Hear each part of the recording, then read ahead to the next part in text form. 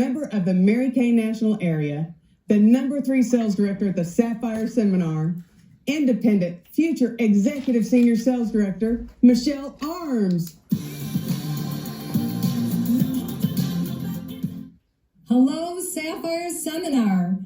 Today, I stand with a very grateful and humble heart that I have been asked to share a few thoughts with you. There have been times in my life that God gives you the opportunity to experience some pretty amazing moments, and this is surely one of them. Not even for what I have done, but because others have encouraged, trained, and believed in me on this journey. To my dream believers and my offspring sales directors, I am so grateful to represent you in the top 3 this year. I would not be standing here if it were not for you. Every one of you has made an impact. Every product sold, gifted, or consumed has made a difference. You are remarkable women, and you deserve this victory. To my United Legacy NSDs, I will forever be grateful for National Sales Director Emeritus Kathy Halou and Heather Carlson. I would not be the person I am today without these extraordinary women. You have taught me faith, how to serve others, how to make other women feel important, how to be the best event host. You've shared your recipes and your wisdom, and you have led your areas with excellence and integrity. Thank you for paving the way for me. And to my husband, Ken, my very, very best friend, you have never doubted my goals. Your faith in me has always been unwavering. You will never know just how much your words of encouragement and belief have propelled me to achieve my goals.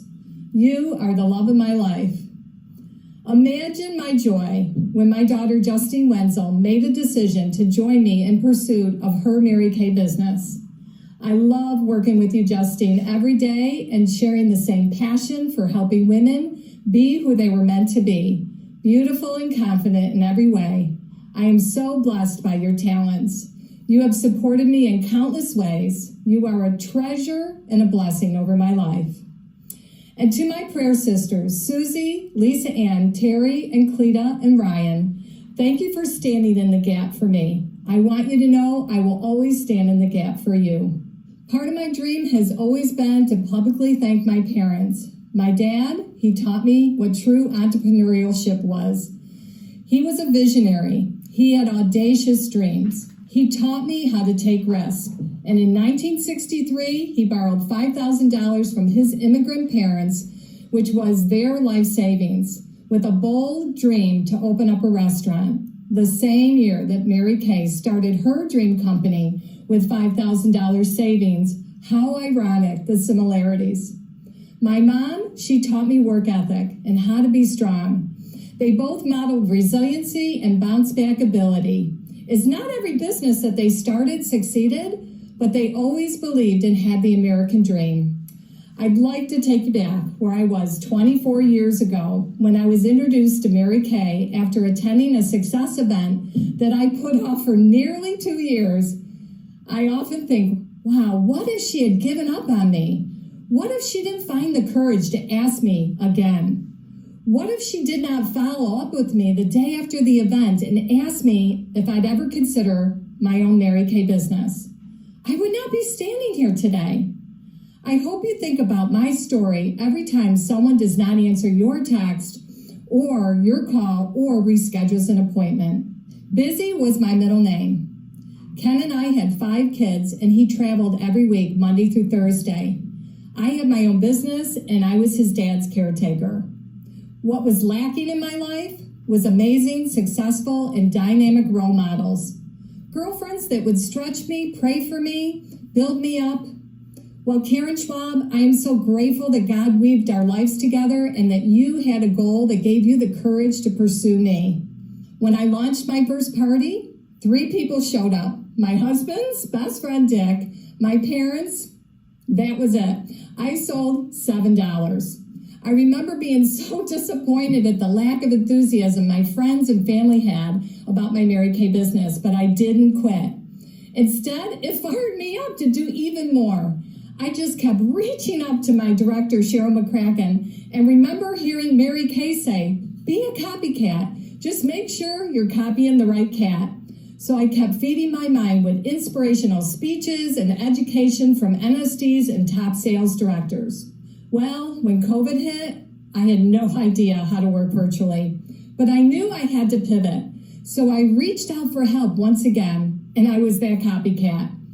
So to be really transparent, I had to work through a lot of fears. I was really shy.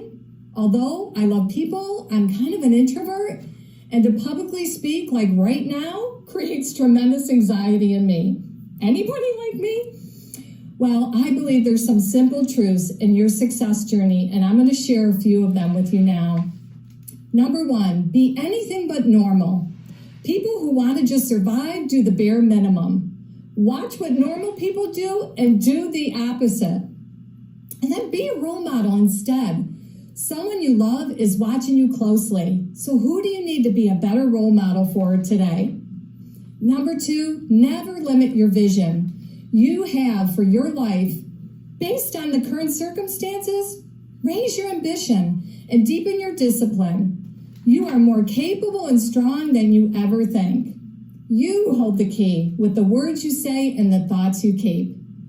Sell product, yes, but also sell hope. It is said that you can live only 8 days without food, 4 days without water, but you cannot live 1 day without hope. So share the opportunity and maybe the hope that that woman is looking for. Well, back in February, a mentor of mine asked me 2 questions. Number one, what are the 3 things you should change? I thought, love more, complain less, and bring energy. The next question was, what common sense things do you need to change? Remember that common sense is not always common practice. So I wrote down, repackage the party, let go of past failures, and cast vision. So when quarantine hit, all of these things became really important. I didn't focus on being perfect. I just got into action. I am living proof that when you keep doing the work, the results will come.